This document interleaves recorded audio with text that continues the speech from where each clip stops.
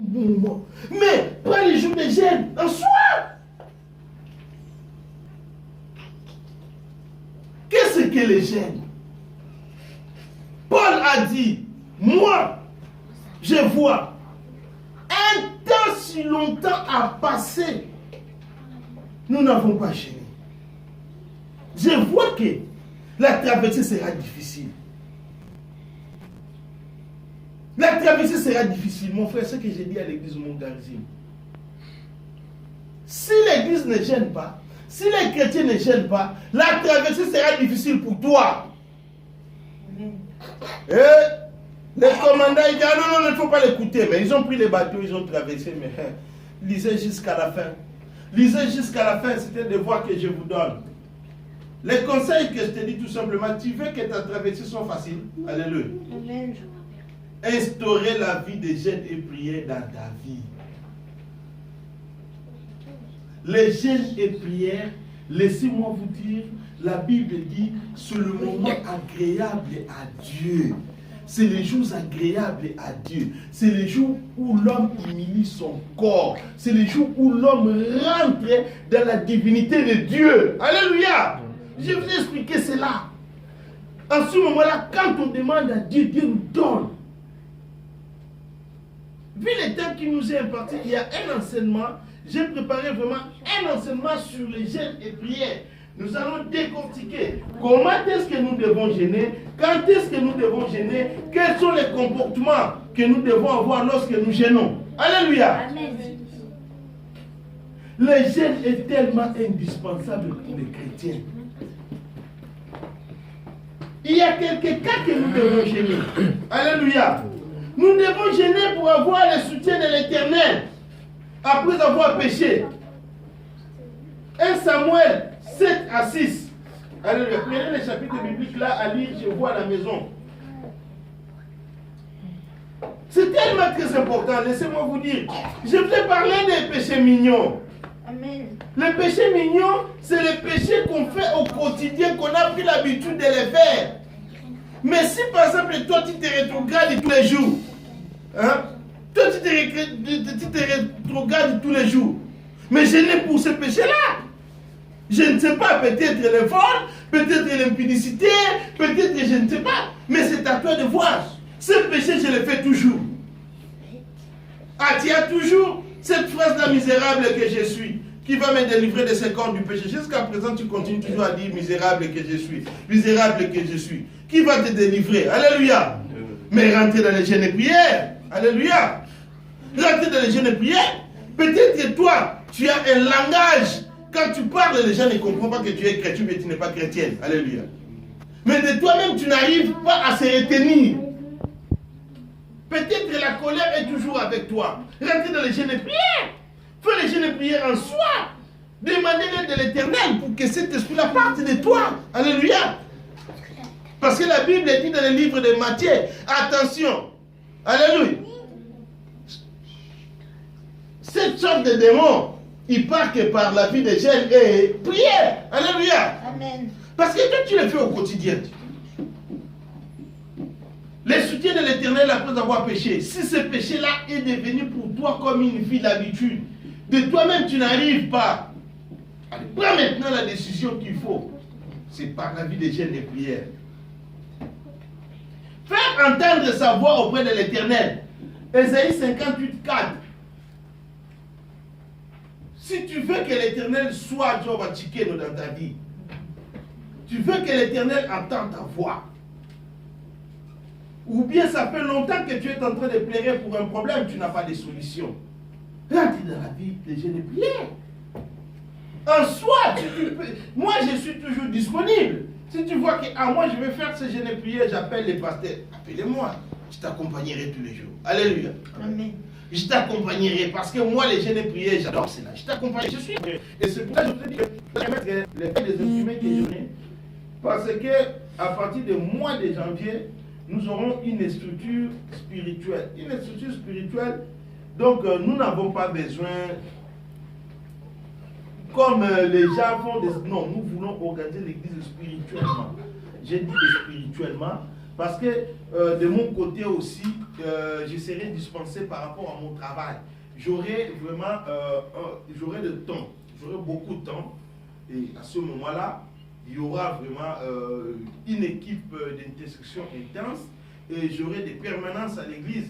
Voilà, c'est pour cela que je veux savoir les gens qui seront ensemble avec moi pour que nous puissions faire ce travail. Nous voulons que la traversée soit fluide. Alléluia. Amen.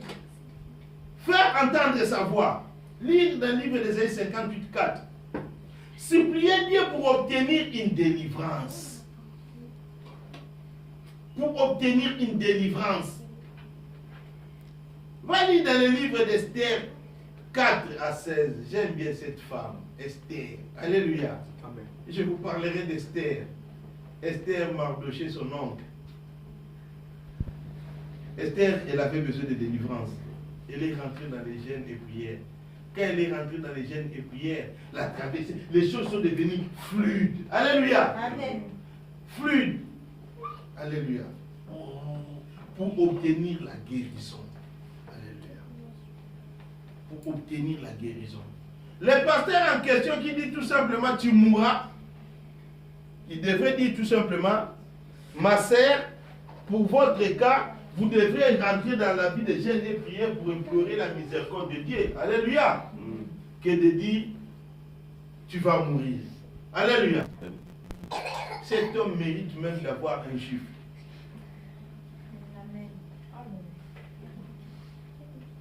Voilà, c'est tout.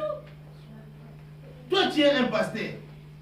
Non, moi, je dis tout simplement, ce sont des ramassis de pasteurs. Des pasteurs sans éthique. On ne les connaît pas là d'où ils sortent. Et aujourd'hui, à Kinshasa, ils sont nombreux. Hein? On ne sait pas là où ils sont. Moi, j'ai l'éthique. Là où j'ai commencé. Dans mon ministère. Et je suis là aujourd'hui. Si tu me demandes, Papa Nicolas, par où tu as commencé? Je te dirai mon éthique. Alléluia. Quel est ton parcours? Je te dirai. Alléluia. Je te dirai. Qu'est-ce que tu as fait pour devenir pasteur? Je te dirai. Alléluia. J'ai l'apostolat, je le dis toujours. J'ai le diplôme de la théologie ici à l'université de Nogent. Je l'ai eu. J'ai fait 3 ans de la théologie. On nous a appris tout cela. Quand quelqu'un il a un problème, il vient auprès de toi. Toi, pasteur, comment est-ce que tu vas te comporter? Alléluia. Amen. Quelqu'un qui est affligé, tu vas lui donner encore une punition. Vous savez que dire à quelqu'un tu mourras, tu ne sais pas que, mets-toi un peu les choses de Dieu à part, mais tu détruis l'homme en question. Amen. Tu détruis vraiment la personne. Même tout ça. Oh! Pourquoi tu vas dire des choses pareilles? Aujourd'hui, on te dit que tu mourras. Vous savez, quand les médecins, ici en France, quand les médecins annoncent à quelqu'un qu'il va partir, là, les médecins ils ont fait vraiment des calculs, ça ne va pas. Alléluia.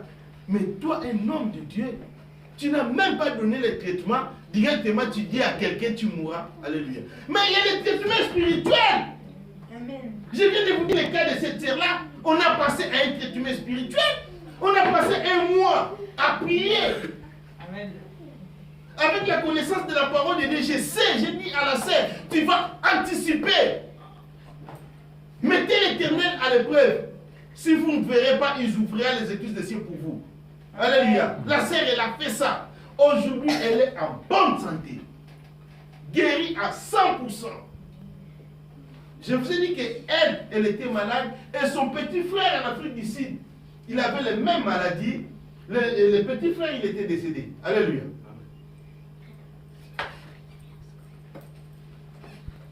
Obtenir la guérison. Ésaïe 58 à 8. Si tu es malade, tu veux obtenir la guérison. Rentrez dans la vie de jeûne et prière. Appelez les pasteurs. Appelez l'église. Et l'église va te dire ce que tu vas faire. D'ailleurs, si les membres de l'église m'ont garisé, il est malade parce que la maladie ne sera pas avec nous. Moi-même, les pasteurs, je prendrai devant. Alléluia. Amen. Je prendrai devant. Je vous dirai, on va faire ceci, on va faire cela. Alléluia. chasser les démons. Matthieu 17, 21. Si vous voulez chasser les démons, il y a cette sorte de démon qui est en train de résister. Entrez dans la vie de jeûne et prière. Alléluia. J'ai essayé un peu de parler d'une manière condensée. Le jeûne et prière, ce n'est pas un enseignement. Il y a le comportement, la manière, comment est-ce que nous devons être quand nous jeûnons, à quel moment que nous devons jeûner, et à ce moment-là, il y aura un enseignement. Je ne peux pas un enseignement vraiment à long et à large, ça va nous prendre même 2 ou 3, 4 jours, et je veux vraiment bien enseigner sur la vie des jeûnes et prières. Mais laissez-moi vous dire, un chrétien, je le dis, qui ne prie pas, il est le cible potentiel de Satan le diable. Un chrétien qui ne gêne pas, il est le cible potentiel de Satan le diable. Alléluia.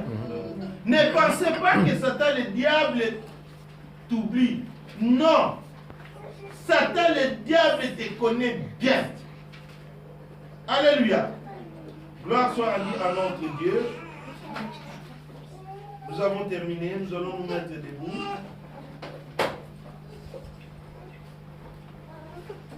J'ai exhorté l'Assemblée de Dieu. Amen. Pour la vie des jeûnes et prières, c'est tellement indispensable.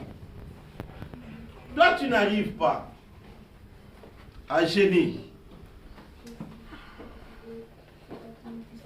Tu vas demander l'aide à Saint-Esprit de t'aider. Car la Bible déclare, le Saint-Esprit nous aide dans nos faiblesses.